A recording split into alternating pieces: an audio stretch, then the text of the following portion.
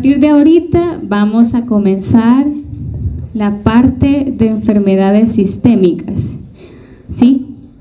Quiere decir que son enfermedades, obviamente de importancia médica, que afectan al humano y que afectan a más de dos sistemas o a todo el organismo. Entonces, son muy importantes. No quiere decir que las que vimos anteriormente no, porque son parte del día a día en la consulta, pero estas enfermedades son más complejas en el sentido que hay que ser más acuiciosos con la parte de diagnosticarlas y del tratamiento. ¿Ok? Así que vamos a hablar ahora de histoplasmosis. El ciclo pasado ustedes vieron el agente etiológico de esta enfermedad, que sabemos todos que es un hongo, ¿verdad?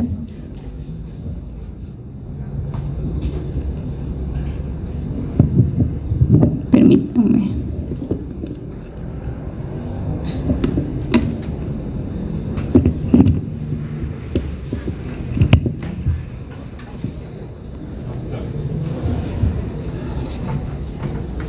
Ahorita comenzamos.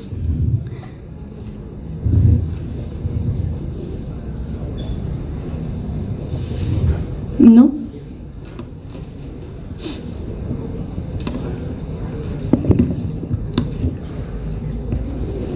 Bueno, objetivos están en su material. ¿Me escucho bien? Va.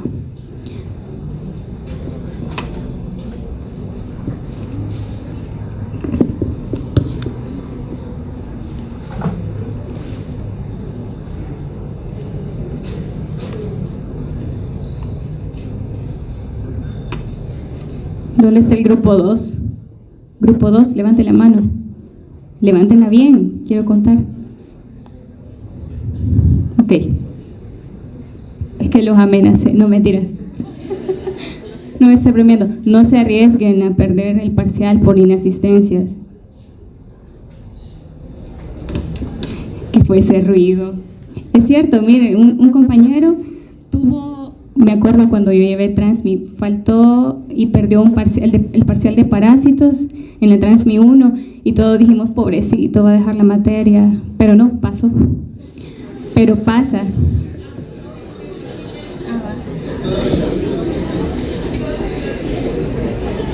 No, si no, manual lo voy a hacer, ¿no? Pero se lo voy a desinfectar porque es un poquito. Sí, no hay problema. Bueno, lo vamos a hacer manual.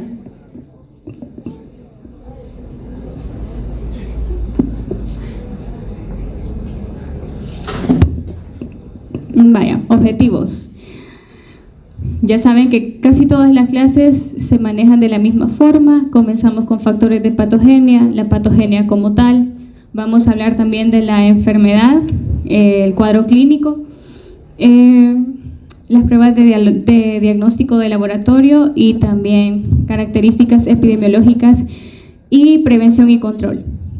Siempre hago énfasis, y más en esta clase, la epidemiología, porque son enfermedades que no son tan comunes y que a veces no se investigan. No hay sospecha clínica ni siquiera. Ok, un poquito de historia, rápido. De esta enfermedad se habla hace muchos años, desde el siglo pasado, incluso desde antes. Fue descubierta o fue descrita por primera vez por el doctor Samuel Taylor Darling en 1905, cuando estaba esto de la construcción del Canal de Panamá, que hubo demolición, construcción y todo lo que tiene que ver con edificios, polvo, tierra, ¿verdad? Entonces, la describió en una autopsia de un paciente que era originario de la Martinica. Por si no saben, yo tampoco sabía, la Martinica es una isla del Caribe, me parece. Entonces, acuérdense que con la migración había gente de otros lados que llegaba a trabajar a estos lugares, en este caso en el Canal de Panamá, y lo describió como un protozoario con cápsula inicialmente. En los histiocitos de este paciente que falleció, histiocitos llámese macrófagos, células dendríticas, cualquier célula presentadora de antígeno, ¿verdad? Señaló que era una enfermedad que se asemejaba a la que causaba la enfermedad del Kala-Azar, si se recuerdan de Leishmania. Era similar, dijo Darling, pero más adelante se siguió investigando sobre esta enfermedad y se concluyó que era una micosis, ¿verdad? Entonces ya protozoario ya no entraba aquí y al final este señor cultivó y reprodujo la enfermedad en animales y se dio cuenta del dimorfismo del hongo, ¿verdad? Que es un factor de patogenia importante, ya lo vamos a ver. Si me escucho cansada, perdón, pero ando un poco mal de la garganta. La histoplasmosis americana es la micosis sistémica de la que vamos a hablar más que todo en esta clase. Afecta el sistema retículo endotelial, que significa que puede afectar todo el cuerpo. Donde hayan macrófagos puede diseminarse esta enfermedad, ¿verdad? Es un hongo dimórfico térmico, significa que a diferentes temperaturas este hongo va a tener una morfología diferente. La histoplasmosis americana es causada por Histoplasma capsulatum, variedad capsulatum. Recuerden que hay otras variedades que también son importantes, pero en este momento nos vamos a enfocar más que todo en variedad Histoplasma capsulatum, variedad capsulatum. El 95% de esta enfermedad puede ser subclínica, ¿sí? Casi nadie manifiesta la enfermedad y si lo hacen es en una proporción muy baja, que puede ser pulmonar crónica o puede ser cutánea o puede ser incluso en una enfermedad diseminada como tal. El reservorio, vamos a decir que son lugares que contienen excremento de murciélagos y aves de corral, no el animal como tal, sino en las excretas de estos, y están en riesgo cualquier persona que tenga contacto con cuevas, con minas, con bosques, con granjas o cualquier lugar que tenga este tipo de animales, ¿sí? La sinonimia, pues, como la descubrió Darling, enfermedad de Darling, histoplasmosis clásica, histoplasmosis americana, enfermedad de las cavernas o enfermedad del Valle de Ohio. Ohio porque hubo una epidemia en ciertos estados de Estados Unidos y Ohio era uno de los principales en donde se encontró muchos casos de esta enfermedad. Tenemos la histoplasmosis africana, esta es histoplasmosis capsulatum, variedad du Boisi, el agente etiológico. Los cuadros cutáneos e incluso los crónicos diseminados pueden ser muchísimo más graves que los de la americana. Lo bueno, o entre comillas bueno, es que en América solo hay histoplasmosis americana. En África sí hay histoplasmosis africana, histoplasmosis americana, ¿verdad? Pero entonces se pueden ver cuadros tan exacerbados como este, ¿verdad? Ahí está. Las tres variedades que ustedes han visto anteriormente: Histoplasma capsulatum, variedad capsulatum, histoplasmosis americana, variedad du Boisi, histoplasmosis africana, variedad farciminosum, histoplasmosis farciminosa. Eso es importante porque todos tienen un cuadro clínico, sí se puede decir similar, pero no es lo mismo. Entonces, el agente etiológico es completo, ¿sí? Completo, género y especie y la variedad. Ojo.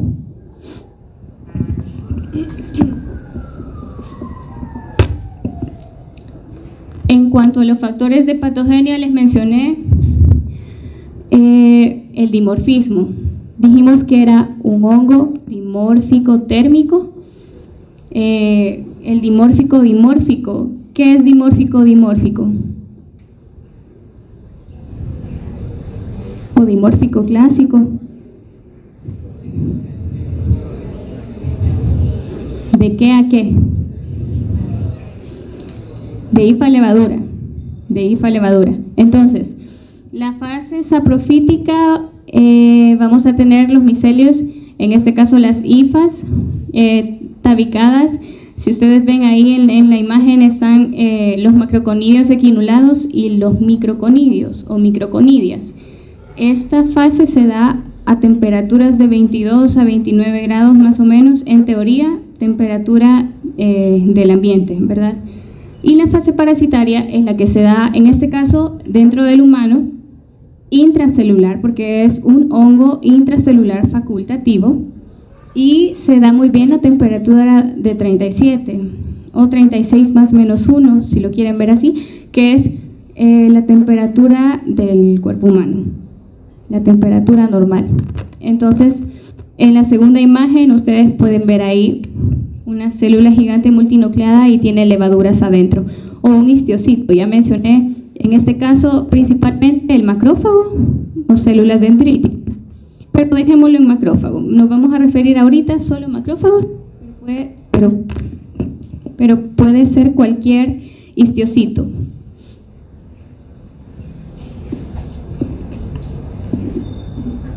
Ok, ¿cómo se da? La forma de transmisión es por inhalación de microconidias, ¿sí? No hay otra. Por lo tanto, lo primero que va a verse afectado es el sistema respiratorio, o sea, pulmones, macrófagos alveolares.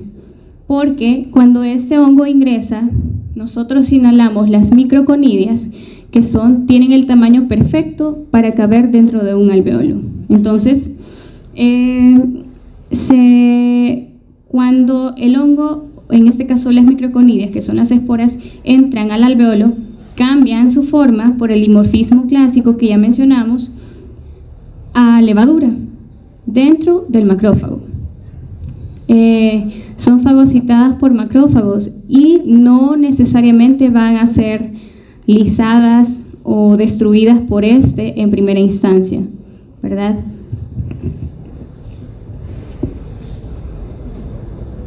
Ok, aquí se los he enumerado, hay más, pero estos me interesan, son 5 factores de patogenia importantes para la parte de esta enfermedad. El dimorfismo, que ya dijimos que es dimórfico, de IFA a levadura, y están estos 2 genes principales, hay muchos más, pero me interesan estos 2, que son los encargados de provocar el dimorfismo.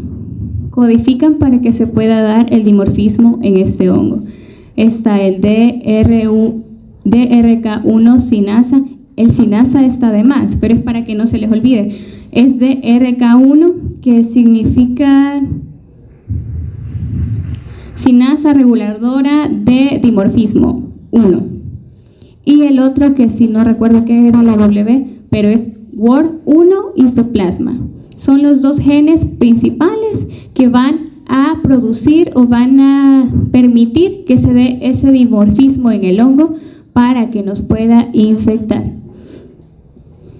Luego está la degradación de especies reactivas de oxígeno, la alteración del pH lisosomal del macrófago, y por esta razón es que no pueden lisarlo en primera instancia.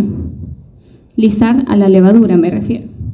El secuestro de micronutrientes, minerales, la captación de hierro por sideróforos o la captación de calcio también por moléculas de unión al calcio, y la pared celular de la levadura. Eso es bien importante. La pared de la levadura está constituida por polisacáridos, no sé si recuerdan. Tiene alfa-glucanos, beta-glucanos, pero la situación aquí es que produce una capa, por decirlo así, de alfa-glucanos sobre los beta, y eso va a hacer que la levadura pueda infectar y pueda sobrevivir dentro de la célula para proliferar y destruir después. La cosa es que el macrófago tiene unos receptores que son los receptores de dectina 1, que son los que detectan, en este caso, los beta-glucanos, pero no pueden detectar a los alfa-glucanos. Por eso la levadura es como que forma, por decirlo así, una capa de alfa-glucanos para que no puedan ser detectados por el macrófago. Y todo esto le sirve a la levadura para poder evadir la respuesta inmunitaria. ¿Sí? ¿Dudas hasta aquí? ¿Nada? ¿Todo bien?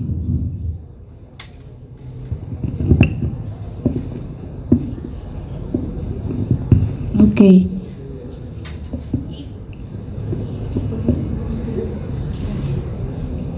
Ok.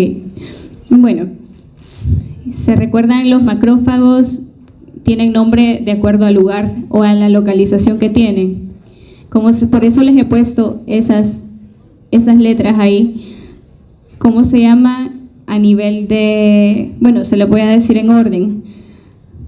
En pulmón, macrófagos alveolares. En vaso, esplénicos, macrófagos esplénicos.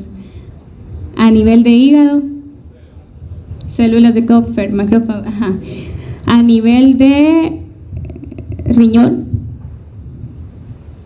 mesangiales. ¿Quién dijo mesangiales? Ok. A nivel de sistema nervioso y de hueso, microglia y, qué barbaridad, fisiología, osteoclastos. Va. Entonces, a todos estos niveles puede haber infección diseminada por histoplasmosis. Las levaduras utilizan el fagolisosoma como vehículo para poder transportarse por todo el sistema retículo endotelial o sistema fagocítico mononuclear, como quieran llamarle. En fases iniciales vamos a hablar de macrófagos y neutrófilos. Fagocitan las levaduras y no pueden lisarlas en primera instancia, ya lo dijimos. 2 o 3 semanas después de la infección, ya hay posibilidad de destruir a la levadura.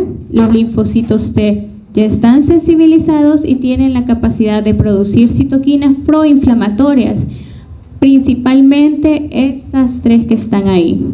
La interleucina 12, el factor de necrosis tumoral alfa y el interferón gamma. Son las 3 citocinas proinflamatorias que tienen que ver en el proceso de destrucción de las células de las levaduras, en este caso. Cuando los macrófagos empiezan a actuar en contra de este hongo, forman lo que se conoce como granulomas epitelioides, que están constituidos por células dendríticas, por macrófagos, por células epiteliales, por linfocitos, y estos focalizan y controlan la infección, el hongo, para que no se siga diseminando, ¿sí? Para que no se siga reproduciendo, y esto puede dar fibrosis o calcificaciones, que vamos a ver más adelante que son parte del diagnóstico de imágenes en esta enfermedad. Y ahí tenemos, ya vamos a ver más adelante, pero aquí hay una muestra de lavado bronquioalveolar de levaduras pequeñas, y estas levaduras están dentro del macrófago también. Si se fijan, 3 micras, sí, ¿verdad? Súper pequeño. Con las condiciones de crecimiento del hongo, pues mencionamos, imagínense una cueva. ¿Quién vive en Morazán? Sí, Morazán. ¿Morazán? Nadie es de Morazán. ¿Usted es de Morazán? No. Bueno, en Perquín, yo una vez, tenía como 15 años, fui a una cueva, y hay una cueva, no sé si han escuchado, la cueva del ratón, creo que se llama. Pues no vayan. No vayan porque hay murciélagos. Por eso les puse a Batman en la primera diapositiva, porque no iba a poner un murciélago, me dan miedo. Entonces, no vayan, de verdad. Porque sí hay murciélagos aquí, sí hay histoplasmosis aquí, o sea, histoplasma, el agente etiológico. Entonces, esto como comercial, si les gusta andar ahí en búsqueda de aventura extrema, no frecuenten cuevas, siento yo. Bueno, Condiciones de crecimiento, la temperatura óptima, si estamos hablando de medio ambiente, dijimos de 22 a 29, de 20 a 30, no me interesa, lo que importa es que usted sepa más o menos el rango, ¿sí? Porque en la anterior les puse de 22 a 29, pero si usted pone de 20 a 30 está perfecto, no hay problema. La humedad relativa, tiene que ser un suelo o un ambiente húmedo, si se fijan, de 70 a 90% de humedad. En verano es donde el hongo prolifera mejor, y en nichos o en lugares que tengan poca luz, que tengan un suelo con alto contenido de nitrógeno y fósforo. O sea, por eso es perfecto el excremento o guano de murciélagos y de aves de corral, y eso unido a la aclimatación que este hongo pueda tener para que prolifere perfecto en cuevas, minas y granjas, ¿verdad?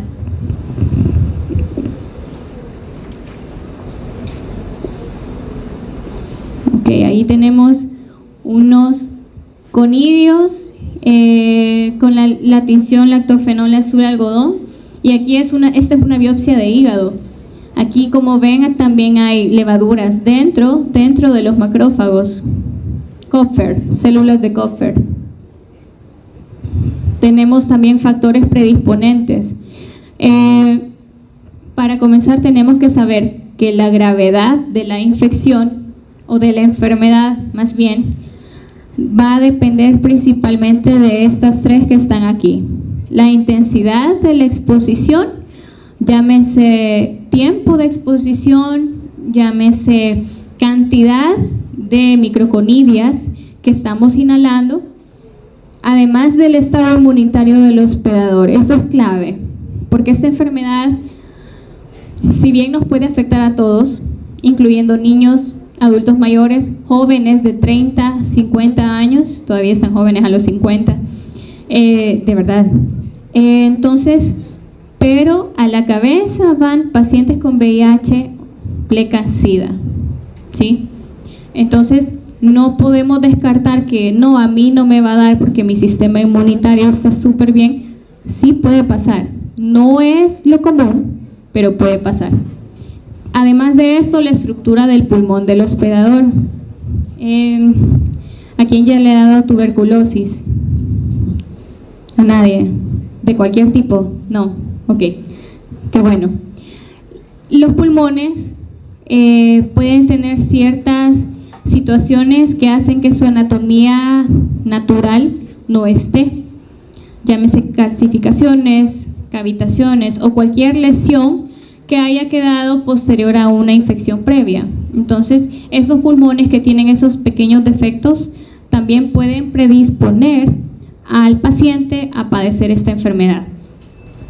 Además de eso, tenemos todos los de los cuadros celestes, que son factores predisponentes, otra vez VIH, SIDA, con los TCD4 en recuentos menor a 150 por milímetros cúbicos, la inmunidad celular alterada por cualquier cosa, leucemia, linfomas, cualquier tipo de cáncer, neoplasias malignas, trasplante de órganos y terapias con cualquier fármaco que hagan que nuestro sistema inmune caiga, como el infliximab, que es un inhibidor del factor de necrosis tumoral, me parece, esteroides también, como la prednisona o cualquier esteroide sistémico también que se esté dando.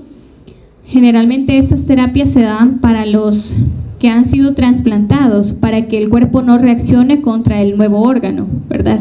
Entonces, todas estas personas tienen mucho riesgo de padecer isoplasmosis, además de pacientes que están dializados y el alcoholismo también. Pero vamos siempre a la cabeza con VIH-Sida o cualquier neoplasia maligna, ¿verdad? O leucemia. Con las manifestaciones clínicas, ese cuadrito está en la micología de Arenas. El doctor Arenas hizo una descripción bien bonita del cuadro clínico con todas esas categorías, pero A grandes rasgos lo he resumido en unos cuadros que van a aparecer por ahí para que sea más fácil comprender. Claro que puede haber infección aguda, crónica, diseminada, pulmonar, no solo en pulmones, también en la piel. Entonces, eso es solo para que lo revisen, pero me interesa que les quede claro más o menos de esa forma, más sencillo. Y siempre abarcamos todo lo demás. El doctor Arenas creo que es dermatólogo, así que se enfoca mucho en la piel, le gusta mucho hablar de eso. Pero aquí tenemos que abordar también las cosas sistémicas, no solo de la piel. El periodo de incubación con las manifestaciones clínicas, vamos a decir que va de 5 a 18 días. Esto no es un dato fijo, sin embargo, tienen que saber que es un periodo bastante largo, porque estamos hablando de hongos.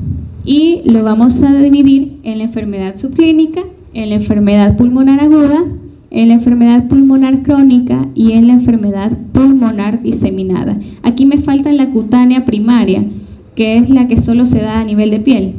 Pero claro que todo comienza a nivel de pulmón, como ya vimos anteriormente. Entonces, dijimos que la enfermedad subclínica es el 95%. No es una enfermedad que sea tan prevalente, no, prevalente sí porque hay prevalencia. No es una enfermedad tan común como decir resfriado común, pero sí se da. Y a nivel de América se da en casi todo el continente. La enfermedad pulmonar aguda es la más frecuente de todas las que no son subclínicas. Luego las otras dos, pues la crónica y diseminada se producen en mucho menos frecuencia.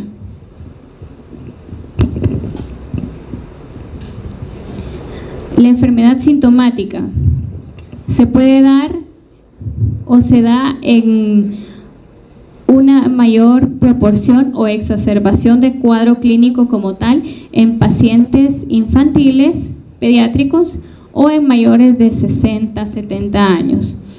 Puede haber fiebre, tos productiva, dolor pleural, puede haber cefalea, puede haber disnea, disfonía.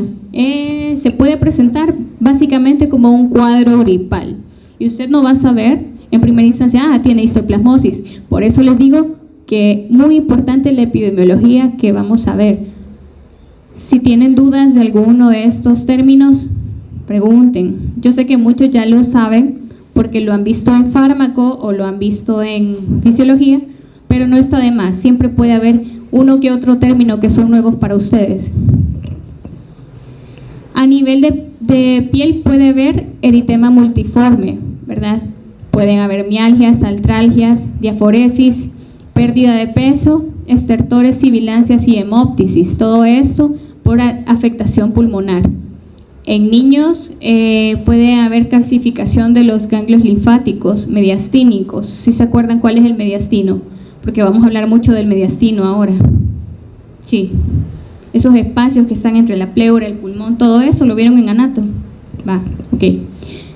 Chivísimo. Compresión de vías respiratorias como esófago, vena cava superior, y eso puede ser autolimitado. Ojo que la compresión de vías respiratorias puede ser letal y ya lo vamos a ver más adelante.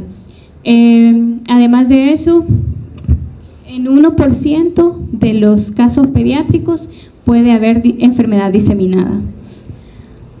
Y la presentación cutánea primaria se da en un 10% al 25%, no es tan frecuente, pero puede pasar. Y hay un chancro ulcerado indoloro, se ve como una úlcera. Y es autolimitada, esta va a desaparecer en semanas o en meses.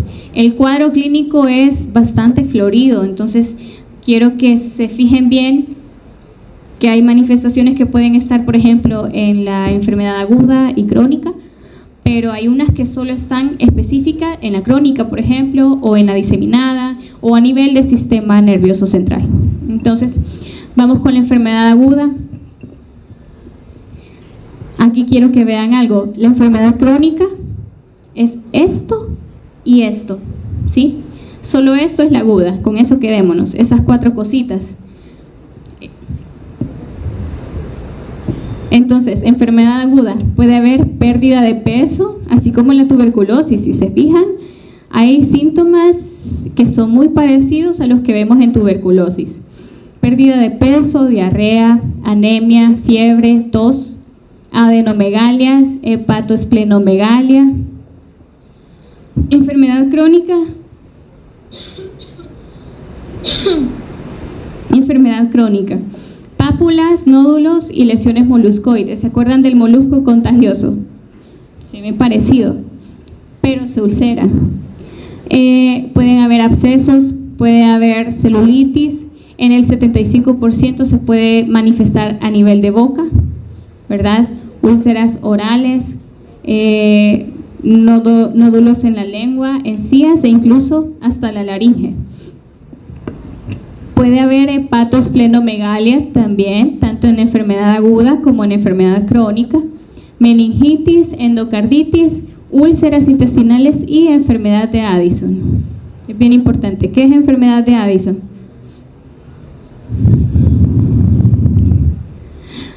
Insuficiencia suprarrenal. Entonces hay una disminución o una alteración en la producción de ciertas hormonas a la cabeza, aldosterona y cortisol, ¿verdad? Y manifestaciones poco frecuentes como rotura colónica. A mí me gusta más perforación de colon, pero ahí decía vamos a respetar al autor, empiemas y una lesión semejante al carcinoma vasocelular. El carcinoma vasocelular es un tipo de cáncer de piel sí es malo, pero es de los menos malos. Entonces se ve como lunar rojito. Así, justo así se ven las lesiones a nivel de piel. Y todo eso puede hacerse úlcera posteriormente.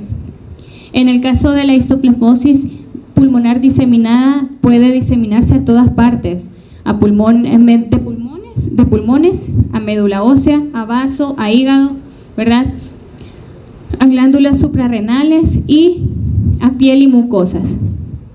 La enfermedad diseminada en niños puede haber fiebre, tos, otra vez pérdida de peso, infiltrados bilaterales difusos y cavitación. Claro que eso estamos hablando de signos radiológicos, ¿sí? Eso es lo que se ve en una placa de tórax. Y adenopatía ileal, que también se ve en una placa de tórax. Pero en el 50% de los casos la radiografía de tórax puede ser normal. Por eso les digo, el diagnóstico de esta enfermedad es complejo. No pueden basarse solo en la clínica, ni solo en lo radiológico, ni solo en laboratorio. Bueno, en laboratorio casi sí, dependiendo el examen.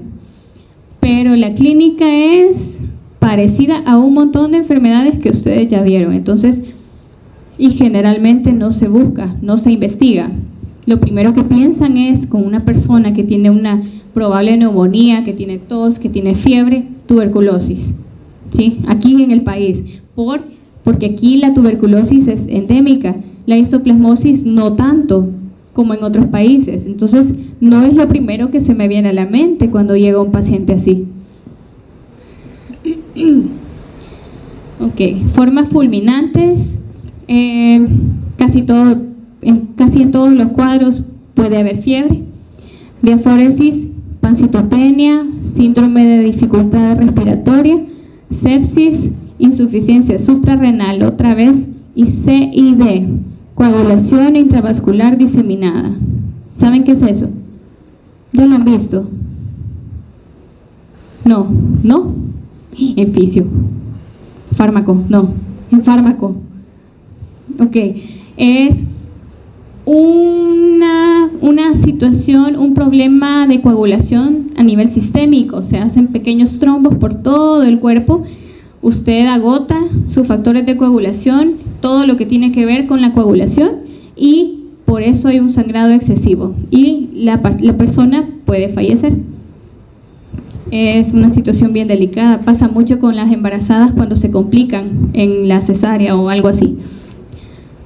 Y en casos graves puede haber cianosis por lo mismo del distrés respiratorio que el paciente tiene, hepatosplenomegalia, que eso lo vimos desde el cuadro agudo, cuadro crónico y en esta etapa también. Y pues las lesiones de piel, eso es Esos son pacientes con VIH, bueno, con SIDA. Anteriormente no se hablaba mucho, bueno, ha disminuido la cantidad de pacientes con VIH, pleca-SIDA, que pueden adquirir la enfermedad, porque ahora están mejor tratados, hay mejor apego al tratamiento, entonces están relativamente estables. Pero estas son lesiones que en un paciente con SIDA. Hay afección del sistema nervioso central en un porcentaje bien bajo por infección diseminada y puede presentarse con cefalea, puede haber meningitis. Ustedes ya saben que un signo de meningitis es la rigidez de cuello, ¿verdad? Eso es típico, si es rigidez de cuello o es un espasmo bien puesto o es meningitis, probablemente. Evento cerebrovascular con lesiones cerebrales focales, claro que eso solo lo vamos a ver con imágenes. La aracnoiditis, que ¿saben qué es aracnoiditis? De la aracnoides, una de las capas que recubren al cerebro. Ya ven que tienen dudas algunos y no preguntan. Bueno, aracnoiditis, hidrocefalia, confusión y deterioro cognitivo. Eso cuando hay afección del sistema nervioso central. Y está este síndrome que realmente no se sabe muy bien cuál es la causa específica, pero que está muy asociado a isoplasmosis. Y hasta ahora se ha descrito y se ha visto en pacientes con isoplasmosis, por lo tanto, se conoce como síndrome de isoplasmosis ocular presuntiva. Es un síndrome peligroso que afecta principalmente a mujeres jóvenes de 30 a 50 años y cursa con alteraciones visuales. Esto puede llevar a ceguera. Entonces, no es como que sea, no ve bien o ve borroso, ya se le va a pasar. No, hay que investigar. Y sí está relacionado con isoplasmosis. Prácticamente, si se va a dar este síndrome es en un paciente o en una paciente que está con un cuadro de isoplasmosis. Entonces, si comparamos con la tuberculosis latente, la isoplasmosis inactiva no se reactiva, ¿verdad? Así como la tuberculosis, que saben, todos la podemos tener latente sin presentar ninguna manifestación clínica y en cierto momento se reactivó, ¿verdad? No es como la tuberculosis. En cuanto al diagnóstico de laboratorio, pues hay muchos exámenes que podemos hacer. Principalmente está el cultivo, ¿verdad? Usted toma la muestra, tiene la muestra, se utilizan esos medios, agar sangre, agar infusión cerebro-corazón, el 5% de sangre de conejo. Se puede usar cualquier muestra, puede ser un aspirado un lavado broncoalveolar, un aspirado de médula ósea, eso es AMO, aspirado de médula ósea. Sangre, líquido cefalorraquídeo también, y se cultiva pues a una temperatura, se incuba a 37 grados con un pH, el medio debe tener un pH de 7.4 más o menos, y los resultados se esperan, el crecimiento de 2 a 4 semanas, hasta 6 semanas o más. Entonces no es como que sea como para allá, ¿verdad? Pero sí es importante el cultivo. De hecho, hasta un tiempo acá era el método diagnóstico. Sin embargo, ahora hay otras cosas como la PCR, que es mucho más rápida. Hay otros métodos que son un poco más sensibles y rápidos, como los antígenos en orina y la serología por inmunodifusión, ¿verdad? Aunque estos también pueden dar reacción cruzada con otras micosis, como coccidioidomicosis, paracoccidioidomicosis. Entonces siempre va a haber algo que no sea 100% certero, ¿verdad? Entonces cultivo, PCR, podemos quedarnos con eso. Claro que, como les dije, no se investiga, no es lo primero que usted manda al laboratorio. Entonces, comentaba con el LIC la vez pasada y me dice que incluso hasta en un frotis de sangre periférica se ha encontrado levaduras de este agente, un hallazgo incidental, ¿verdad? No es que mandemos eso para investigar si hay histoplasmosis. Entonces, son datos que pues deberíamos tener como tenemos con la tuberculosis o cualquier otra infección que son más frecuentes en nuestra región geográfica, pero aquí no se investiga lamentablemente. Casi siempre es hallazgo incidental o es lo último, después de todos los tratamientos que han dado y el paciente no mejora, hasta ahí piensan en histoplasmosis. Pensamos, porque es que de verdad nadie piensa en esta, pero sí está presente. Y ahí están las macroconías.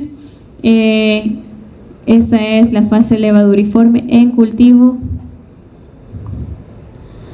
También se puede hacer uso de la histoplasmina, no para diagnóstico como tal, pero es una prueba similar a la tuberculina. Solo que en este caso la histoplasmina sí indica infección activa o reciente, no como la tuberculina. Si se recuerdan, esa solo dice ha estado en contacto con, no necesariamente tiene la infección, pero en este caso la histoplasmina sí puede indicar una infección presente, reciente, activa, ¿verdad? La induración es positiva cuando hay una induración mayor a 5 milímetros y se puede leer a las 48 horas de haberla aplicado, pero puede tener otra vez reacción cruzada con otras micosis, como la blastomicosis y coccidioidomicosis, ¿verdad? Entonces con eso no podemos hacer diagnóstico, porque puede ser positiva y estamos ante otro agente diferente a histoplasma. También está la histolicina, que es una variedad un poco más precisa, es más sensible que la histoplasmina. Luego está el radioinmunoensayo y la electrotransferencia Western, o el famoso Western blot, ¿verdad? Pero todas estas igual pueden tener reacción cruzada, así que no son lo que se indica en primera instancia. Entonces quedémonos cultivo y PCR. En el examen de sangre, si hablamos de hemograma y química sanguínea, pueden darse estos parámetros que sí son importantes, pero eso no es de regla que está indicando histoplasmosis, ¿sí? Pero puede considerarse, por ejemplo, las plaquetas menores a 100.000 pueden salir en un paciente con histoplasmosis, así como una hemoglobina bien bajita. Dijimos que hay anemia, ¿verdad?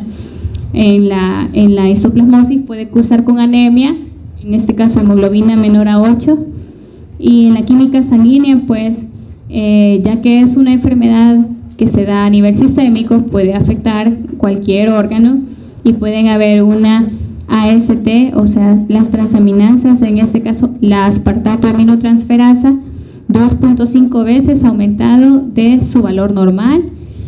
La creatinina puede ser mayor a 2.1 y eso está indicando una falla renal aguda. Y si vemos una creatinina así de elevadita, podemos ir a investigar qué más está pasando, si de verdad el riñón está fallando y qué otras pruebas podemos dejar para investigar eso.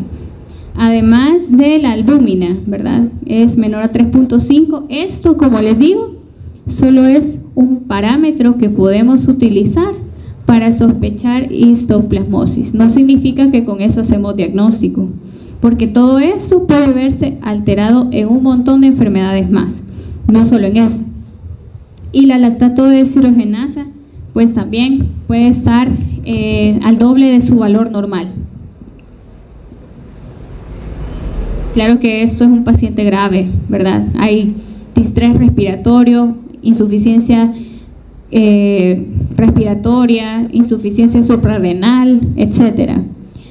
Con los estudios de imagen, pues en primer lugar lo que se indica por más rápido, más económico, es la placa o los rayos X de tórax, que pueden haber adenopatía mediastínica, microcalcificaciones. En casos graves pueden haber infiltrados en los lóbulos superiores, cavitación, fibrosis, muchos signos que no son patognomónicos ni son específicos de histoplasmosis, pero que sí pueden decirnos hay algo grave aquí, ¿verdad? Claro que esto también lo podría dar un cuadro de tuberculosis, pero como para eso, usted como médico tiene que pensar integralmente, no va a quedarse solo con una prueba, ni de imagen, ni solo con laboratorio, y mucho menos solo por la clínica en este caso. Sí, es cierto, hay enfermedades que usted a pura clínica ya sabe que tiene el paciente, fácil, pero no es el caso de la histoplasmosis. Entonces, pueden haber un moteado miliar, que es eso que se ve aquí, y lo describen como granos de mijo. Así, no sé realmente qué es mijo, qué es, Lick sabe, no sé. Migajas, no. Maicillo, ok, bueno, ¿saben qué es el maicillo? Gracias. Sí, no saben, es lo que comen los pollitos. Bueno, pero sí, en granos de mijo es el signo que indica ese moteado miliar que puede verse en la radiografía de tórax. Luego tenemos, guarden silencio. Luego tenemos, me duele la garganta, la tomografía computarizada y la resonancia magnética.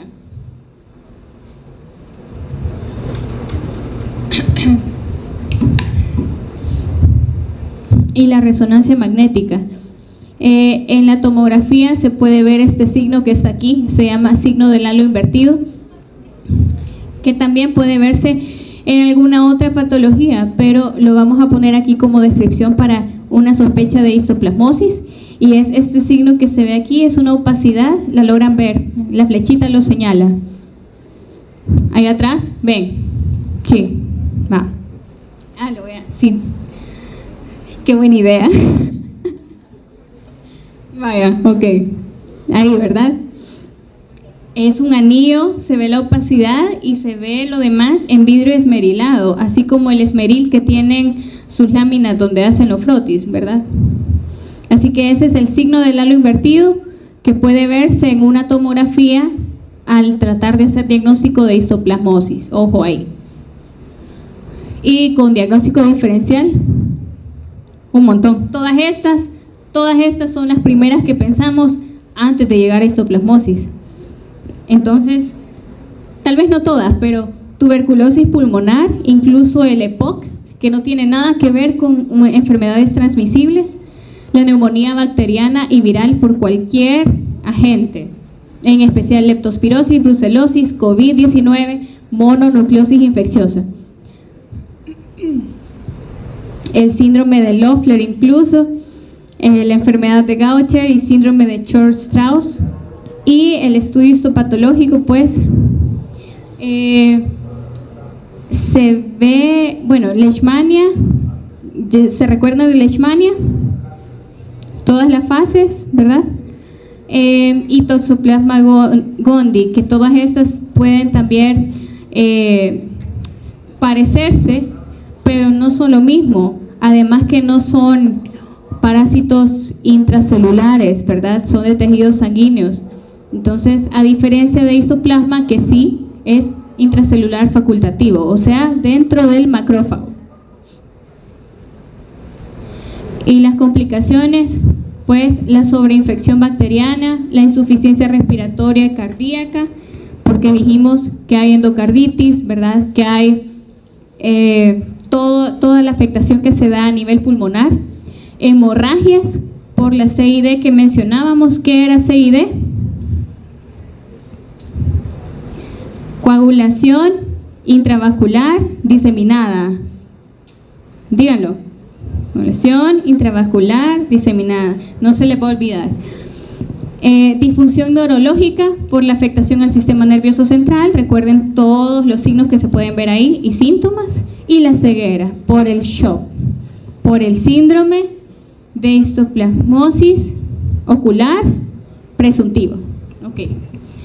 Y la mediastinitis fibrótica es una complicación bien importante, no es frecuente, pero es grave y letal.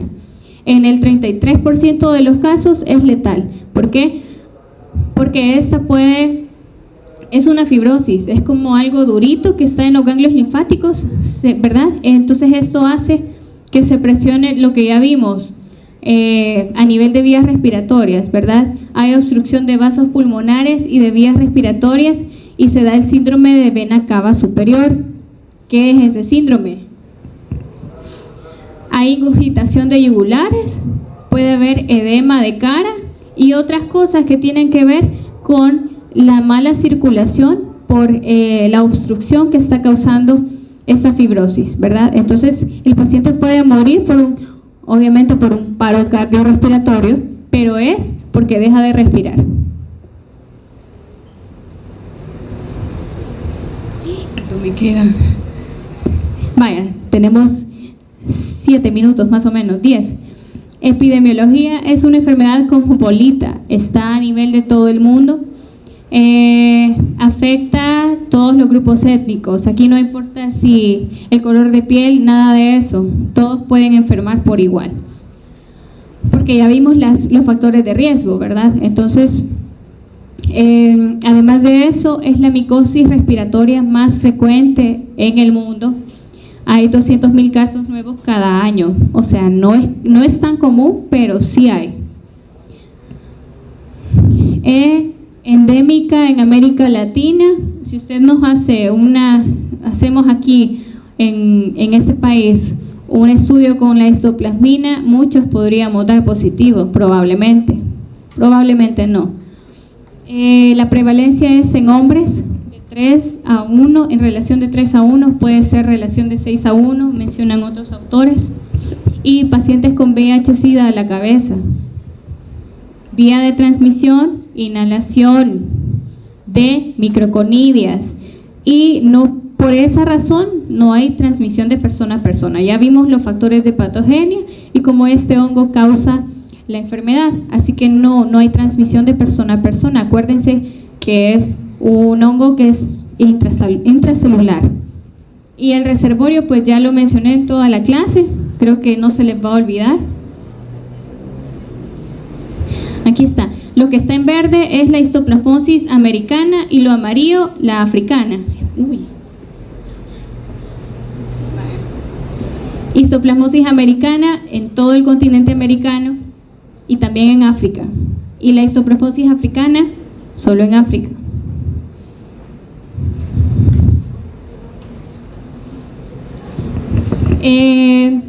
Allá por los 70s hubo una epidemia grande en Estados Unidos, ¿verdad?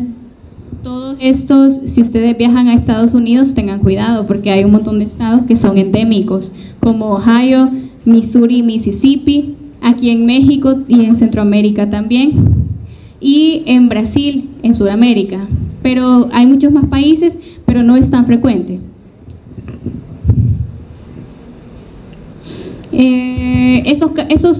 Esos datos ustedes saben que son solo como parámetro, no se lo voy a preguntar porque pueden variar de un año a otro, de un país a otro. Entonces solo es para que vean que sí hay, o sea, sí hay bastante de esta enfermedad. Ahí está lo del Salvador. Yo revisé,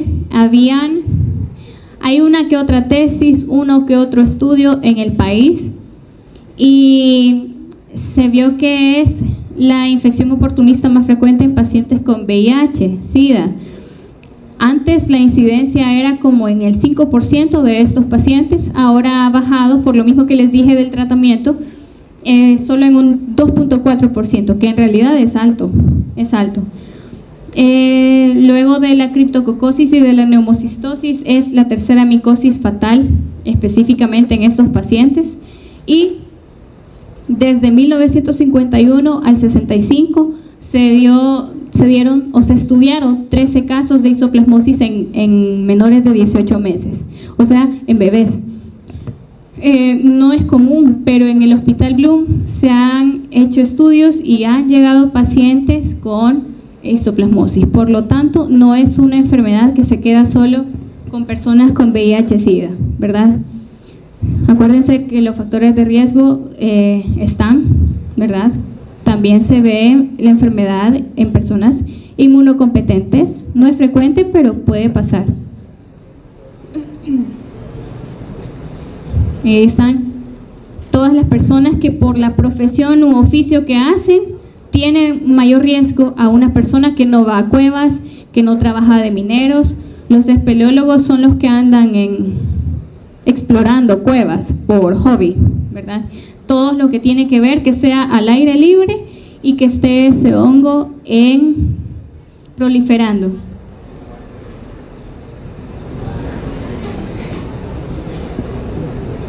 Ya dijimos que el animal no es el reservorio, sino las heces de este animal, ¿verdad? Todos esos.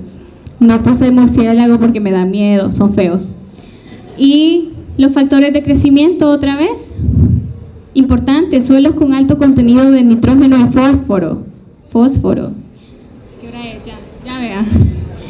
Prevención y control, uso de mascarillas, fumigar o trabajar en tierras donde se humedezcan para que el polvo y las microconidias no salgan y floten en el aire. Y se habla de profilaxis con itraconazol, pero eso no va a reducir la mortalidad, solo reduce el cuadro clínico, ¿verdad? Así que eso. Bibliografía y...